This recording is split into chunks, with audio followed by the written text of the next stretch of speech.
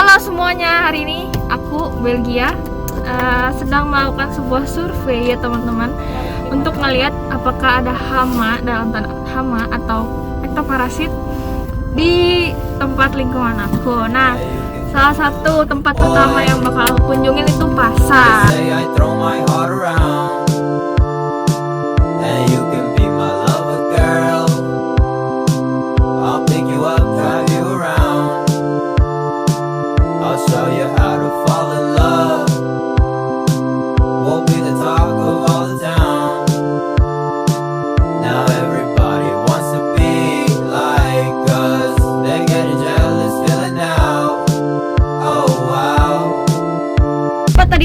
Soalnya tadi di pasar itu kan tempat jual beli, banyak orang, terus mereka juga ngejual beli produk hewani kayak daging ayam, ikan gitu kan. Nah, biasanya lalat-lalat itu banyak nih di tempat-tempat yang basah, terus juga yang seger gitu. Nah, kita mau coba bener nggak sih, dan kira-kira di sana kayak gimana ya?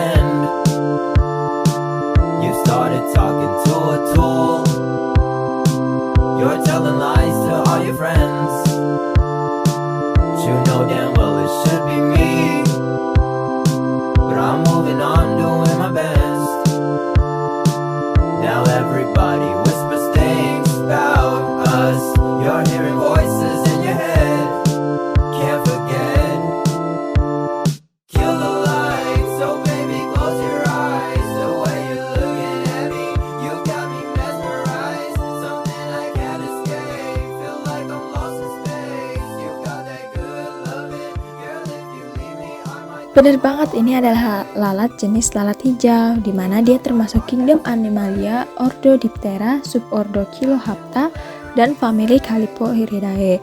Di mana famili lalat hijau ini beberapa jenis yang terkenal, yaitu Lucia sericata dan Crimsomonia megacephala. Kedua lalat ini suka banget sama lingkungan yang basah, lembab, dan dia hidup dengan cara mengambil nutrisi dari jaringan hewan atau manusia. Apa aja sih karakteristiknya? Yang pertama, ukuran lalat ini 1,5 kali lebih besar dari lalat rumah. Kemudian yang paling menonjol nih, badannya pasti berwarna hijau metalik dengan bulu-bulu pendek yang menutupi tubuh dengan diselingi bulu kasar. Struktur mulutnya merupakan tipe penjilat seperti lalat rumah. Matanya berukuran besar dan berwarna berat. Sedangkan pada bagian mulutnya dia berwarna kuning. Sayapnya jernih dengan guratan urat-urat yang jelas. Nah, lalat-lalat ini sering banget nih ditemukan di daging ayam atau daging-daging mentah lainnya, di mana dia akan menaruh telur di sana dan juga akan berkembang biak di daging tersebut. Bisa juga mereka menempel di sampah organik, kemudian menempel lagi di makanan-makanan untuk mengambil nutrisi dari daging maupun jaringan hewan tersebut. Sedangkan untuk lalat ini, dia memiliki banyak sekali potensi penyakit.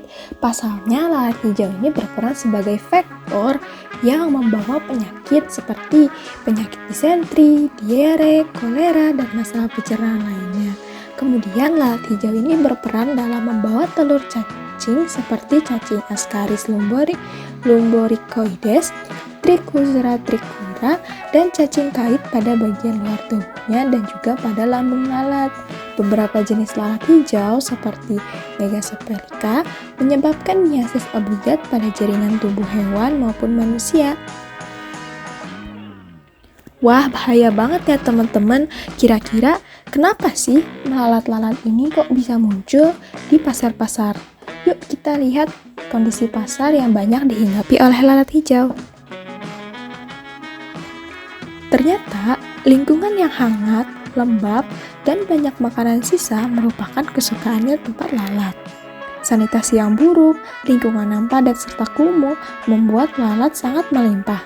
Selain itu, sistem drainase seperti selokan, tempat sampah, banyak sekali yang tidak terawat menyebabkan lalat ini pertumbuhannya tidak terkendali.